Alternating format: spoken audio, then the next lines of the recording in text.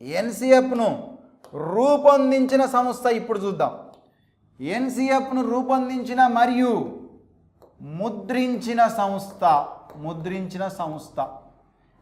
ఎన్సిఎఫ్ను రూపొందించిన సంస్థ NCERT.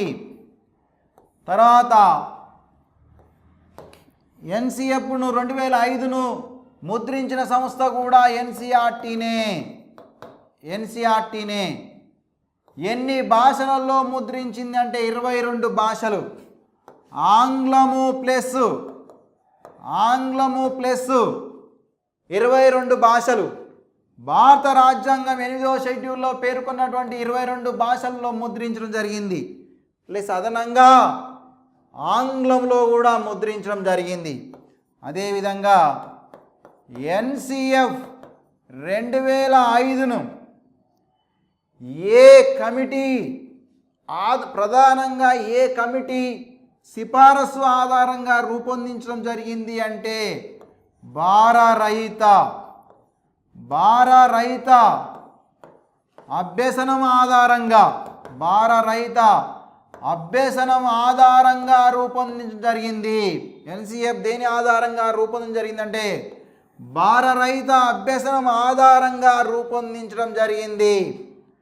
Next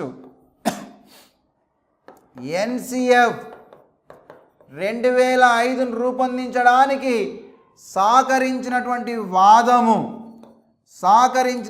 వాదము ఒక నిర్మాణాత్మక వాదం.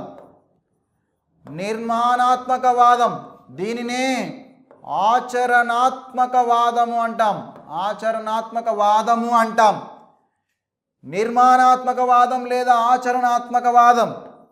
అదేవిధంగా నిర్మాణాత్మక వాద రూపకర్త లేవ్ వైగోట్స్కీ. గతంలోనే మనం చెప్పుకున్నాం వైగోట్స్కీ. ఇతని దేశము రష్యా. మరి నిర్మాణాత్మక వాదం అంటే ఏమిటి అంటే అభ్యసన ఫలితానికి ప్రాధాన్యత ఇవ్వకుండా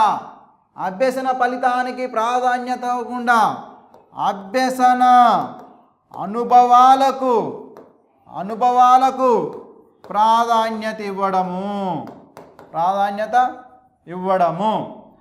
అభ్యసన ఫలితాలకు ప్రాధాన్యత ఇవ్వకుండా అభ్యసన అనుభవాలకు